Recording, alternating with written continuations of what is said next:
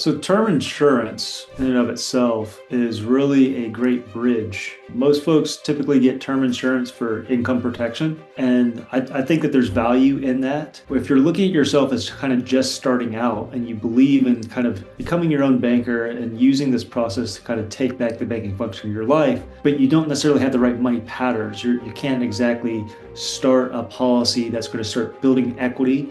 Term is usually a good place to start, right? Specifically term that is convertible. You'll be able to lock in a higher amount of protection at a lower monthly cost. The trick is doing the conversion before time runs out. And that's really what Jason's talking about. Welcome back to another episode of Wealthwise Banking. I am Jason Patrick Sipple, and I'm here with the one and only Jeremy Lee Huggins. How you Hey, doing, man. Huggins? I'm doing well. I'm doing well. Thanks for asking. Yeah, it's been a long time since I've seen you. It looks like you're in a beehive today. What's going on here? I am in a work from home little studio. So the office and everything where I used to work is basically they're building a new one from the ground up. So I'm basically in a different location, a remote spot. This is where I'm going to be at for probably the next couple months. I'm loving it. I thought we had our mascot joining us, LB, but maybe she got tired and had to lay down. Like, where did she go? She's restless. She's So, restless. All right. All right. So what are we going to be jumping into today? I think today's an exciting episode. You know, we've had some real case studies, but what are we jumping into? well, you had a pretty interesting call with someone recently that kind of led to a webinar, and it's in a lot of the infinite banking world, a lot of folks, we tout high cash value life insurance as the one all be all, but by and large, that's not true. And I think that what we're going to talk about today is going to show another side of the coin that a lot of people kind of overlook. And I think it's going to bring a little bit more robustness to the conversation. I like how you frame that. I like how you frame that. You always have a way with words, my friend. And so, yeah, the case study we're getting into will be interesting. You'll find out that, as we're builders, we're talking to all of our builders out there. Like there's whatever Tony Robbins has a great saying that where your focus goes, your energy flows. And as we're out there building, as we're building our businesses, as we're building our careers, as we're building our investment portfolio, one of the things that's often overlooked is what happens if, right? And that's kind of what we're going to talk about. What happens if, because we think there's always time to deal with things later, right? That's kind of where this came from. And it just happened to be that this is someone that's already practicing what we teach, but they had a different use and case study that kind of brought this in a different direction. So, Yeah, and I think this is even more true for successful people because the more successful you are, the more time you believe that you have. But I'd venture to say that success creates the illusion that there's going to be more time. And we all have the same 24 hours in a day. So whether you deal with this today, you deal with it tomorrow, or if you'll deal with it later, I find that when you say you'll deal with it later, that usually that's costing you and your family literally millions of dollars. yeah. And we actually mean literally millions of dollars because we all believe that there will be time later. And that's like the biggest lie that we all tell ourselves. I mean, I remember not that long ago where I had hired someone and was paying them a ton of money to coach me for like 5 different sessions. And I remember coming into one of the conversations, Jeremy, and being like, wow, I am so overwhelmed. I have this, and this to do. And it's like you told me, like, hey, Jason, after this, I have 8 more things to do.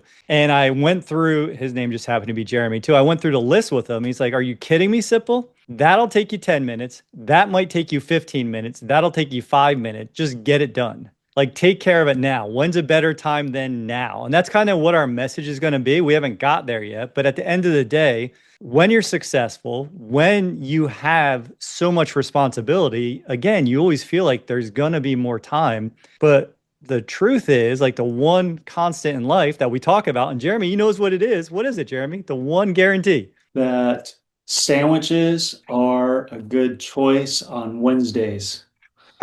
That's exactly it. That's exactly it. And what kind of sandwiches are we getting on Wednesdays, Jeremy?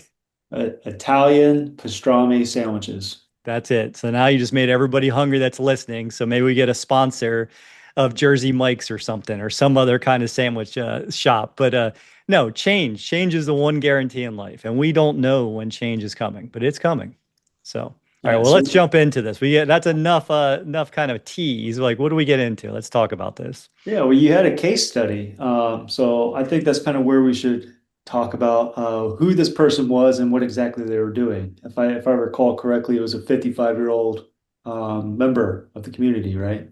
Yeah, member of the community. Actually, he's a sports medicine guy, and on the side, they have real estate. They have about 14 doors already, and they're opening a RAL, right? A residential assisted living facility, which is an awesome endeavor to do because especially the state of regular assisted living and different things. So a really awesome project. And he just found himself really over leveraged at the moment. Everything is being poured into this opening this RAL on time and getting it done. They've been working on this for a couple of years now, Jeremy. So, and the case came up that his term policy was expiring and it's expiring this month. And so he came to me and he was like, "Hey, this is expiring. Luckily, I have a return of premium. I don't have any extra cash flow, but I know once this facility opens, once we have this, along with our other passive income coming in, we're going to need a bigger container. But right now, I'm just worried. I don't want to have my family, my adult children and my wife, you know, liable if something happens. Like if they're driving back right now from Philadelphia from a conference back to Minnesota, like literally just talked to him today. And he's like, what happens if we both crash and we're in an accident? Like what happens to the liabilities that we've created right now? And that's really where the conversation is. Let's protect the family and make sure that no one can take away the assets and the liabilities, their mess doesn't become their kids' mess. Yeah, so term insurance in and of itself is really a great bridge. Most folks typically get term insurance for income protection. And I think that there's value in that. If you're looking at yourself as kind of just starting out and you believe in kind of becoming your own banker and using this process to kind of take back the banking function of your life, but you don't necessarily have the right money patterns, you can't exactly start a policy that's going to start building equity. Term is usually a good place to start, right? Specifically, term that is convertible. You'll be able to lock in a higher amount of protection at a lower monthly cost. The trick is doing the conversion before time runs out. And that's really what Jason's talking about. Is this guy already identified the need for income protection for his family? He says, "Hey, I'm a high net worth individual. We're building out 14 doors or assisted living." If you look at it just from an investment point of view, being able to pay off those debts to keep his family safe and secure, term insurance makes sense. Well, is there ability to do conversions and turn that into a permanent policy that builds equity over time? The answer is yes, if it's structured correctly from the get-go. Correct. And this one just happened to be a term that's expiring, and he had a term policy that was a return of premium. So the solution was for him is like, okay, well, let's just take the money you have available. And I ran a couple different scenarios. It was like, this will get the same amount of coverage that you have in your term. Or if we put the whole amount in, it'll give you more. But I'm also building it to where it's a container for when they have more later and it's already in a permanent position. So anything that's added to it is just going to add more death benefit over time, and it's going to give them cash value. Like it's going to give them liquidity. But we're first designing it just that protection piece we're talking about. It's going to be a replacement of the existing term that's expiring. So Yeah, and that is key, right? To be able to replace that term. I think another good position, and we'll continue this for a moment, but you kind of made me think of like my own family for a moment. Term is pretty good if you have a family history of health problems, right? Like in my family, diabetes runs rampant. Somehow I was able to duck dive and miss it, but it did hit my dad, my grandmother, and two of my sisters. Like they all have diabetes. Looking at my kids growing up, I would probably put convertible term on them the moment they turn 18, just to be able to lock in that insurability in case something happens, right? So if you have in your family pre-existing conditions, convertible term, especially while you're young and healthy, is a good solution. And then as you continue to grow your income over time, you can do conversions of that, not all in full, right? You can have $1 million policy and do, let's say, a $250,000 conversion, $500,000 conversion. Just make sure you do as much of that conversion over time before the term runs out. and you can convert a portion of it, all of it. Like there's options, right? We're trying to, you're trying to build optionality and control into all the scenarios. That's what we're talking about all the time. Jeremy and I are constantly talking about simplifying the message and what we're looking to help people with this, the problem that we're solving for someone. And for this individual, I just went and said, okay, well,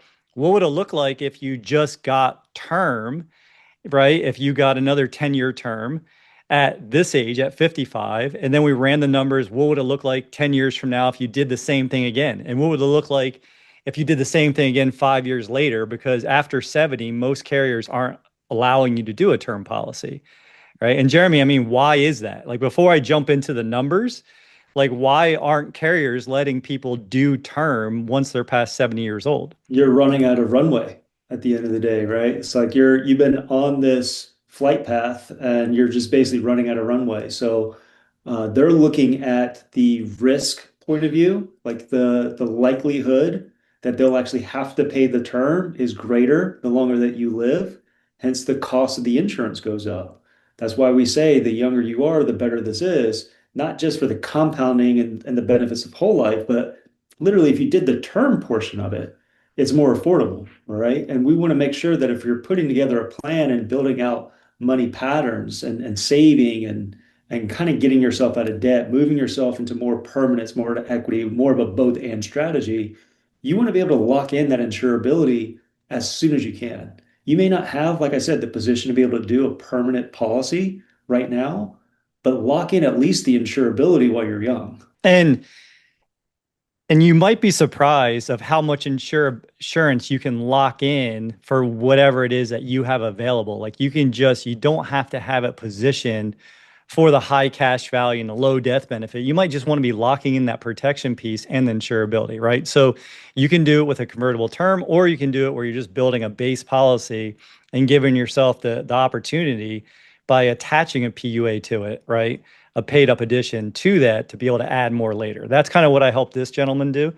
But like, one of the numbers I was running, that kind of, I was a little bit shocked that to be true, or to be honest, Jeremy, when I ran the numbers, when I was going through this, just to see what his options were. When I ran it at 55 for 10 years for $1 million of coverage, right, it was going to be about $3,700 a year.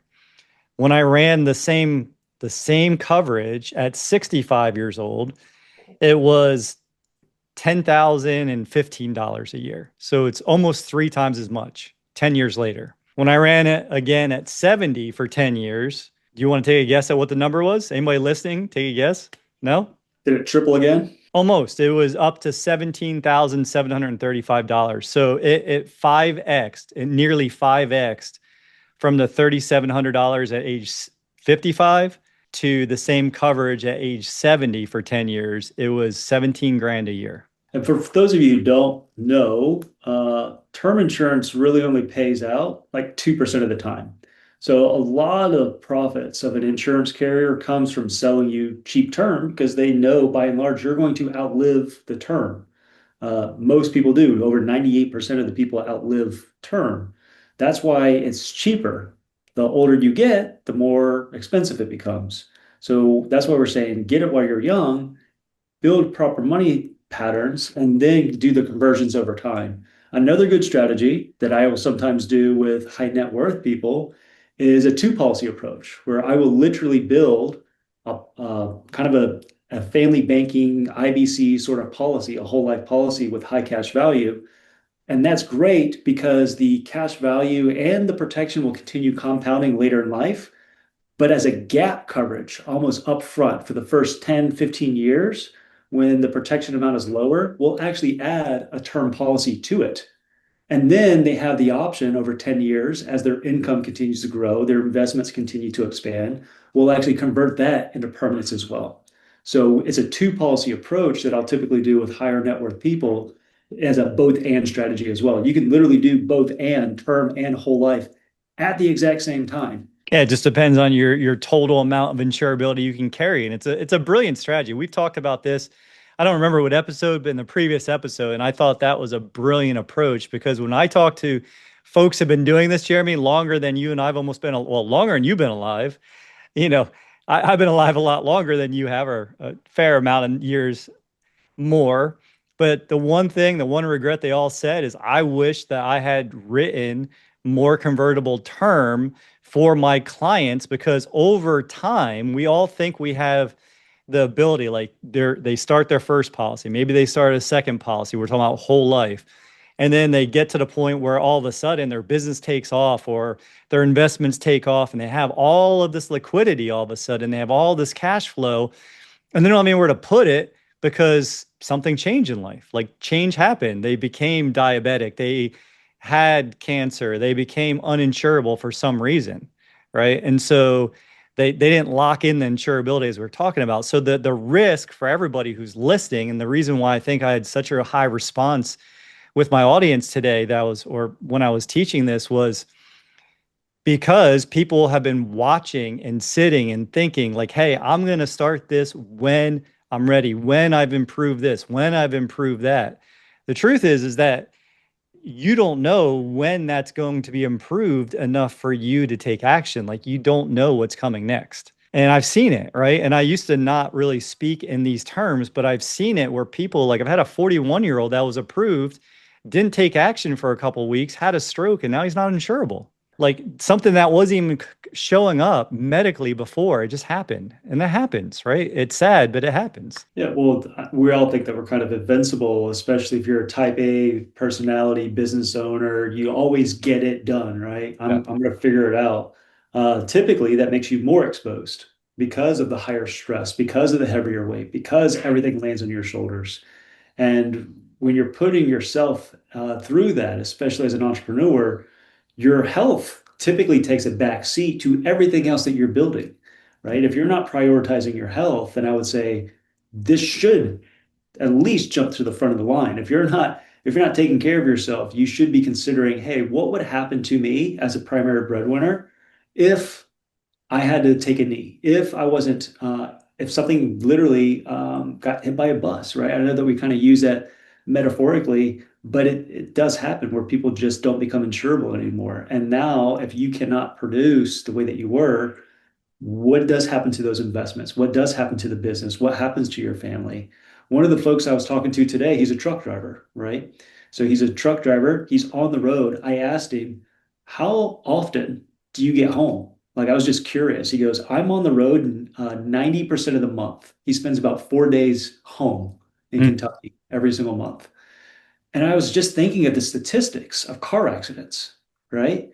And I'm like, dude, like, do you realize just how much risk that you have as a primary breadwinner and you're not home? Like, he's got a 13-year-old son.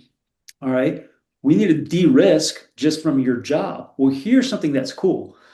If you do the whole life option, there's actually a rider that you can attach that would actually cover the funding of your premiums if you did get injured. People don't realize that you could literally help de-risk even your whole life by adding this rider. That rider for him came out to be, it was like $20 a month to be able to de-risk his entire whole life insurance plan. Mm. Now that's exceptional. I know that wasn't the direction we're covering today, but these are what we're talking about. That change is coming. Life is going to happen. The clock is still running. And like you said, when you're invincible, like Jeremy, or like I thought I was invincible as well, right? But I know the feeling shifted. And I've talked about this before openly. My feelings shifted. I did not start this process because I thought I'm doing legacy, I'm doing protection, I'm doing all those things. And that's I think that's fairly true for folks that are builders, for folks that are A-type personalities are going out there and just getting it done like Jeremy said. I do whatever it takes. It's going to get done. I'm going to be successful. I'm going to make it happen. Like it is inevitable. I think I Mhm. wrote down on my big giant board downstairs, I am inevitable, right? Like that's literally how I think sometimes. And when I had the first whole life policy in place, and that was coupled with a term I already had in place, right? That's still good for another till Connor's 18, so another 6 years. When I started having, I think at that point, $2.8 million of coverage on my body or $2.5 million of coverage, I felt a weight come off my back, like completely. Like I just shifted, Jeremy, where I just felt like, you know what? If something bad did happen, like something on my bike rides or something, like you said, driving, whatever, I know my family's taken care of. Like all of our liabilities are covered, right? The home, everything else is covered. and they're going to have enough time to rebound and get back on their feet. And so, like Jeremy said, we're just looking for ways to help you take a moment to pause and to say, you know what? What if? I would pose that question as well to anyone who out there says, I'm self-insured, right? I have such a high net worth. I have all these assets. Can I I just have call that stupid for a equities. second? I got to jump in. I hate when I hear that. I think that's one of the dumbest things I've ever heard. By the way, so if you say that, have a conversation with us because I think that's stupid. Yeah, well, let me lean into it for a moment, right? Let's say that they are right. Let's go ahead. Any of the investments that you typically have, mine's in real estate. I own equities, I own gold, I own crypto, right? Those are all market correlated assets that go up and down. And to the point that I can't control what the markets do. What I can do is control the amount of protection that I have guaranteed in place and deliver it tax free. So if you're just starting out as an investor and you're doing day trading and you've got all these investments and these goals and aspirations, if your investments haven't had the time to mature, especially from market corrections, then term insurance might be the right fit for you. Go ahead, be insurable, be self-insured later in life. But if your investments today haven't matured and actually hit the point where you're truly self-insured, convertible term might be that gap coverage that you need until the investments actually perform. I do know high net worth individuals. They are gung ho about term on themselves and whole life on their family. But the one thing that interrupts their entire plan, whether it's in IRAs, 401ks, whatever their investment strategy is, all of those are dependent on what? Time. They're all dependent on time. And if they don't have the proper time for those investments to mature, to recover from certain market corrections, then they just left their family unprotected. They are typically the biggest risk in their entire investment strategy. So if the time isn't there, if your investments haven't truly matured, I would implore you at least get convertible term so that way you can truly be quote unquote self-insurable later in life.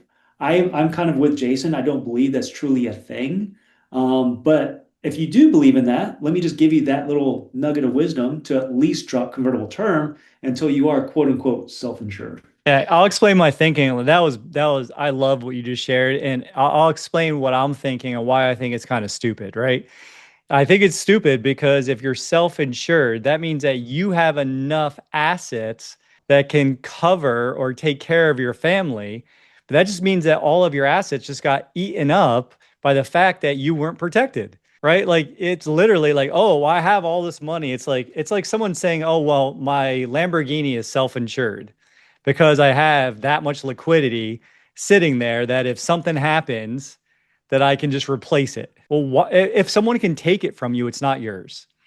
If it has to take from some other part of your life to give you back and make you whole again, then I don't really think it's yours. Like that Yeah. doesn't make sense to me just from like a Even thinking if you had perspective. even to your point, even if you had your house completely paid off, you still have property and taxes, you still have insurance, you still have utilities, you still have ongoing maintenance and capex expenses, right? Oh, but I got my house paid off. Cool. What happens next?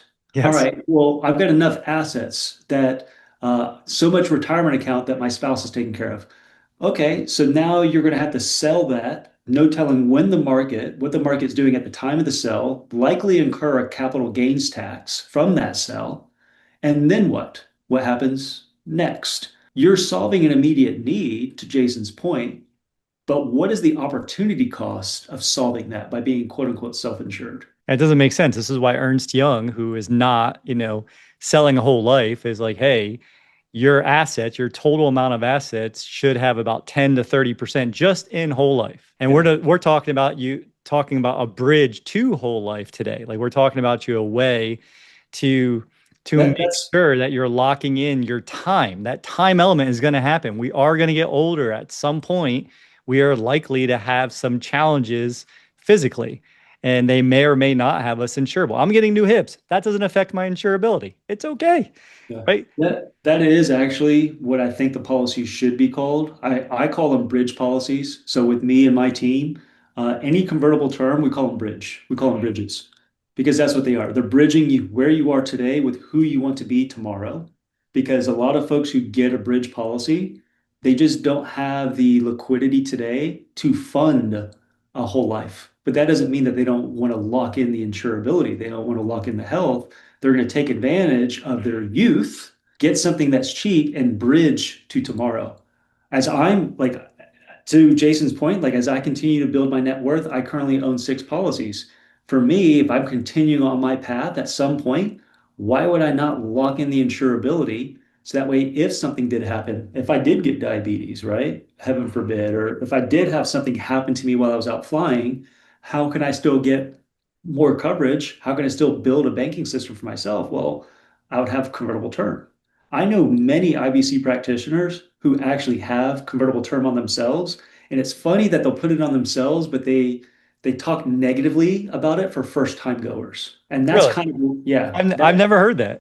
yeah. Well, when you're at the Nelson Nash Institute, someone brings up terms like, oh, whoa, we can't talk about that here. It's like, guys, we can definitely talk about it because I know you got it. So, Well, that the old timers I was talking about was at the think tank. We did a whole episode on this, but that's the thing they said they wish they wrote more of because of what we're talking about. And this, I mean, this always comes full circle because time is always moving. And when we're builders, the reason this came up this time in this case study is because this couple is building. They're out working full time. They're just at a conference for what they do full time. They're building an RAL on the side. They have another 14 doors. So the RAL is not the 14 doors. They have an existing 14 doors, and now they're getting into the assisted living space. And, I had actually quoted that they had four, and they're telling me, Jason, I like that you're putting that future goal for us out there, but we really are really just building the first. So I stand corrected for what I said earlier. I just I had big goals for them. So then I wrote them back today. I was like, hey, when are you going to have the fourth one done?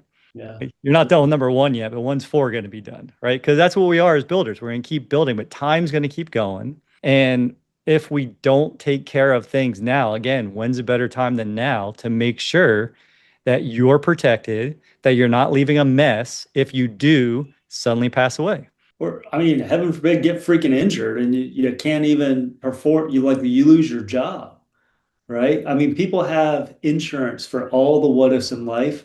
If my car has an accident, I get car insurance. If my home burns down, I get homeowner's insurance, right? If I'm renting and there's a flood, I have renter's insurance. Those are all the big what ifs. And that's why everyone hates them because they are a true cost and typically we don't need them. But the one guarantee that's in life outside of change, well, I guess it goes into change, is that you have an expiration date. And the question is, what's going to happen next? What happens to your family next? I look at insurance literally. This is my big takeaway for protection. Having a massive death benefit, a lot of protection, is my permission slip to spend to fucking zero. Forgive my language, but Yep. it gives me a permission slip to spend to zero. I can take all of my assets, all of my liquidity, and enjoy the fruits of my labor and still pass on tax-free generational wealth through the policy. And I was able to use it for all the living benefits to continue to grow and expand my net worth while I was alive. I use those policies to create tenants. Those tenants pay my policies. I get tax advantages. I have an infinite loop on how my policies continue to grow and expand and it allows me to spend everything to zero and still leave something meaningful to my family. So yeah, am I self-insured? No, no. I have assets. I have life insurance. I'm not self-insured. I have life insurance to actually pass on something else, and that was my permission slip to spend a zero. I think that's the first F bomb in 81 episodes. I think I was just thinking we should probably have more F bombs. We should probably spice it up a little bit, have a couple more F bombs, be a little bit more like we talk, off camera would be fun. And you made me laugh out loud when you started because I remember writing down my notebook all of the insurances that we have to have. You must have, depending on what administration we're talking about for politics, you must have health insurance. You must have homeowners insurance. You must have some places flood insurance. You must have uh, car insurance, right? You have all these different insurances that you must have. Why is the only one that's really, truly valuable and is a guarantee is not required? That's weird. Like that's why I laugh because everything's an if then. This is a if definite. It's not a if then this happens. Like if I crash my car, then this I have this much cover and this much of a deductible and this much of this. Life insurance, like this is happening. Like you said, change will happen. One day we will graduate. We will die. We won't be here. And so make sure that your assets are protected. Don't do the stupid self-insuring thing. So if you're listening to me, I think it's dumb. We can argue about it. Come on, we'll talk about it. Let's shake it up a little bit, right, Jeremy? Let's drop some more F-bombs. Let's shake stuff up and have some fun. So, anything else that you can think of? No, man. I think this was a good, at least a thought-producing episode, right? I'm not entirely sure that folks are necessarily going to call us on this one. If you want to call and like just literally chat it out on how you're self-insured, we can do that too. I invite good conversation, and I'm willing to discuss things. If you do see though the bridge and the opportunity to create a bridge in your life where you are today with who you want to become, term policy, specifically convertible term, with the right carriers, I think is a good, fit. It gives you a permission slip to spend a zero, ensures all your assets are protected. And did I mention before already, tax free, right? Like we all love tax benefits. And this is one of the biggest ones that you have that's out there. So if you want to learn more, go to wealthwisebanking.com. You can connect with myself or Jason. We can end up, talking through what does it actually look like? How do you do the bridge? What's the conversion look like? Everyone's situation is unique. By and large, no two policies, even whole life, let alone term, are ever designed the same. We have to look at what's meaningful and what's manageable for you. I think those are the two things. What's meaningful, what's manageable. Look at your floors, look at your ceiling. What do you already have in place? If you already have, I've actually talked to people. I had a call today. A woman had four whole life insurance policies and she was trying to get another one. I actually said, you don't need it. Believe it or not, I was like, you don't need it. But that 35-year-old daughter of yours probably does. And then we need to institute the proper trust structures and make sure that we're waterfalling things correctly. So she truly did have a massive amount. It was like $19 million of protection Mm. that was already in place, and her estate was not at 19. So we started looking at what I call a family care plan at that point, how to pass on generational wealth through the trust structure, through life insurance. I love how you sprinkle that in at the end for all the listeners, because that's what you and I probably care about the most is how do we make and simplify what the wealthiest families have been doing for generations, right? We just want to be able to pass on not only the systems and processes, but also pass on the thinking, put the systems in place, make it really easy. I mean, you have a great line. You say, hey, write it, legalize it, fund it, right? That's my entire process. It's That is literally the process that I go through on every single call. and it's funny that you say that because I've been talking about the frame, fortify, and flourish. I'm like, wait a minute, we're saying the same thing. I just happen to like alliteration more. So it's Yeah. right. So, like Jeremy said, you want to have a conversation. I mean, I thought we were going to talk more about like the case study, and we did and we didn't. But the case study that I was talking about today is literally it's a whole life policy with a paid up additions attached to it that they can go ahead and put more paid up additions later when they cash flow, but it gives them permanent insurance from now forever that's going to be more than what he would have had with that convertible with that term policy that's expiring. So the point is that he could have done term again, but it was actually more locking in a level premium at $575 a month for the rest of his life that'll never go up no matter if he gets old or sick or whatever. That was the solution that we brought for him. And we'll bring the same kind of attention to you. So go to wealthwisebanking.com, book a call with Jeremy or myself, bring your problem, and we will have a unique solution that's going to be specifically for you. And we'll probably talk about things that you haven't even thought about in terms of your solution. So, as always, be blessed. We enjoyed you. We'll see you in the next episode. Jeremy, anything else to add? Oh man, as a lot of our members already know, many of you are in banking. You're just not the banker yet. Y'all be blessed. Take care. Take care. Thanks for joining us on Wealthwise Banking. If today's episode inspired you, please subscribe, leave a review, and give us a like. It's a simple way to help others discover these empowering strategies and join our community. Together, we're building a network of people who believe financial freedom is within everyone's reach. Remember, financial independence is about making every dollar work for you, one step at a time. Until next time, stay inspired, stay in control, and keep building your legacy the wise way.